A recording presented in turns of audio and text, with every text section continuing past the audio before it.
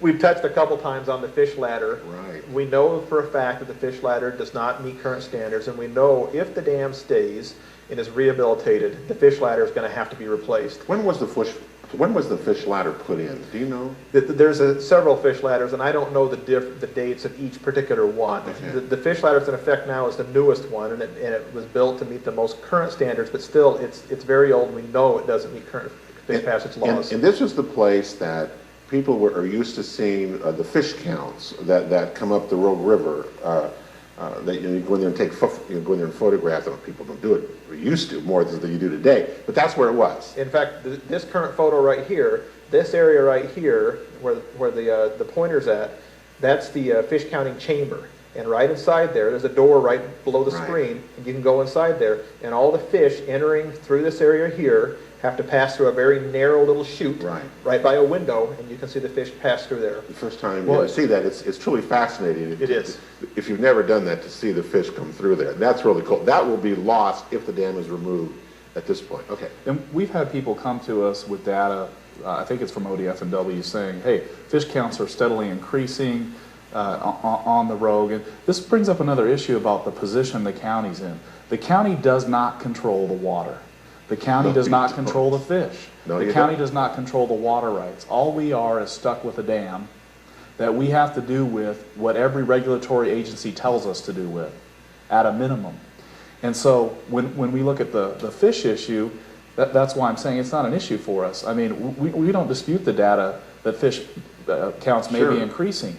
The issue for us, though, is even if they are increasing, we're being regulated, we will be regulated to make improvements to that fish ladder, regardless of if fish counts are increasing or not.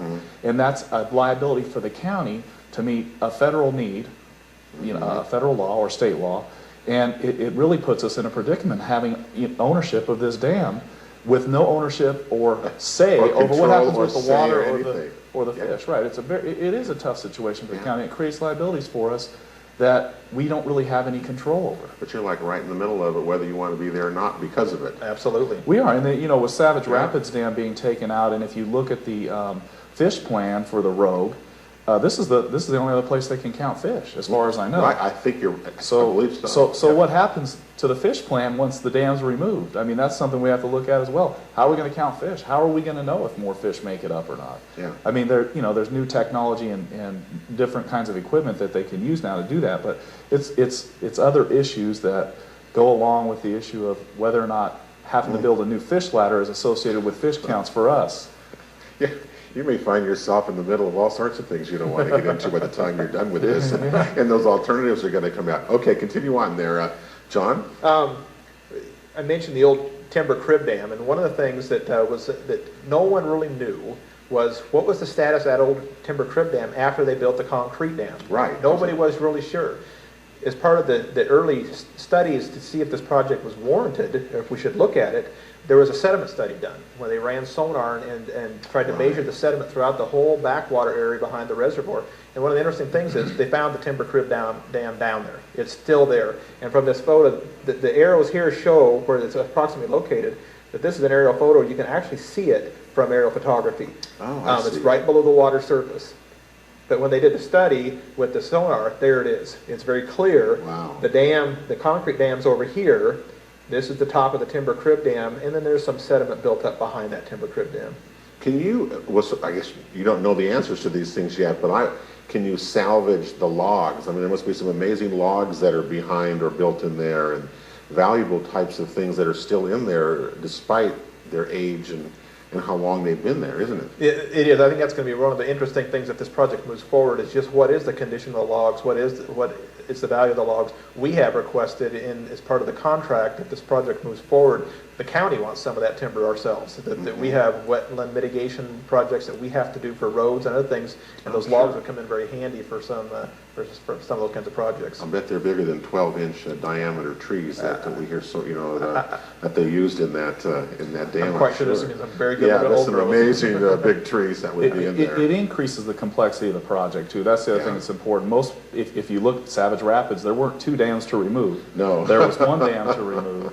We have, we really, if we proceed with removing the dam rather than repairing the dam, we have 2 dams, and it's almost like If you go back to a house that was built in the 1900s, not to any code, because there weren't codes, and then they did a remodel in the 1940, and then the codes changed, they did another remodel in the 1980s, you have a foundation that's really rickety with Yeah. the more recent improvements being on top of it. And when you start digging into a house like that, that's why a contractor charges you double when they see a house like that, right? They do. Because they know they're Yeah. going to find something that no All one sorts- expected. Yeah, things that you didn't even know were even there. I'm sure you go. So the sediment is going to be studied. In the preliminary reports, if I remember right, reading that, were better than most people thought. That there's not a lot of contaminants in the sediment behind the dam, and there's not that much of it as you said people may have thought. We did. We received a grant. The county received a grant to study those sediments, and so there was no cost to taxpayers to do this. So we went and studied those sediments through the help of a SOU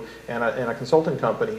And there was really two things we were looking for in the sediments. One is, does the sediment contain a bunch of contaminants, mercury and other heavy metals and things that if you let that stuff move down the stream would be a huge problem. And what they found was there was nothing above regulatory limits. They found a little bit of mercury. They found a little bit of a derivative of DDT, which was banned how many years ago, but they still found some of those things. But all those things were well below regulatory limits and won't pose a problem to go down the river. The other thing that we were looking for is what's in the sediment in terms of what's it made up of? Is it all just clay? Is it all fines? Is it mud? Or is it rocks? And really what the studies have found is that there are some amounts of fine materials, the clays and the real fine materials, Okay. but the huge majority of it is cobbles, gravels, and sand. And that's a very positive thing because that's actually good for the fish.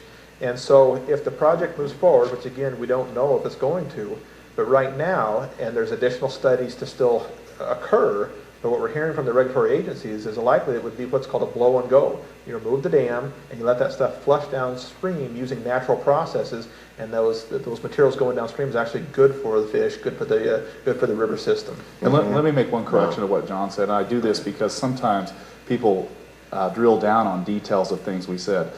In terms of there's no cost to the taxpayers, it was a grant that came from the federal government that paid for it. So there was a cost. It just didn't come from our local tax base that funds the county services. And each of the funding streams that we've looked at for the potential removal of the dam are grant funds. Some of them require... Yeah, because I would assume that there are grants and things that the removal of unnecessary dams around the country is something that has been going on for some time now. And this certainly qualifies for that, so there would be monies that are available from whatever sources to see that happen. That really leads into John's next slide. I think you said unnecessary dams, and there'll people argue that a dam is necessary even if it doesn't serve any particular purpose. In fact, we have people doing that believe it serves another purpose than what we list, and I think it'd be good to have John talk about that a little bit. You know, one of the things that dam removal in Southern Oregon is pretty controversial. I mean, Elk Creek Dam was a very controversial dam when that was removed. Absolutely. Savage Rapids had more than its share of discussion, and the Klamath River dams are embroiled in those discussions right now. Yes. And so dam removal is a pretty emotional issue. And so the first question anybody asks is, so why is the Board of Commissioners considering looking at removing Gold Ray Dam? And really what it comes down to, it's a simple issue of cost and liability. And let me talk about some of the cost and liability issues that we have. We don't know what the structural integrity of this dam is. There's a huge unknown cost of the dam rehabilitation. Just the structure itself. We haven't inspected it. We don't know really. We don't know if it's ready to fall down. We know some of those retaining walls that I showed you before are a problem, but we don't know what the condition of this dam is. That's something we have to figure out, and that we may have a huge liability there. Okay. The dam serves no direct intended purpose for what dams are built for. Dams are typically built for the purposes of power generation. Power. That stopped. Irrigation. Irrigation. It's never done any irrigation except for when the dam was first put in. The Rays irrigated an orchard right next to it. And since domestic water would be another one, I suppose. it is not a domestic water It doesn't source. do any of those. And flood control. Flood control. That doesn't do much. It's a huge one. This dam is the pool is full all the time. There's no additional storage at this dam. So any event goes right over the top of that dam. So it provides no flood control.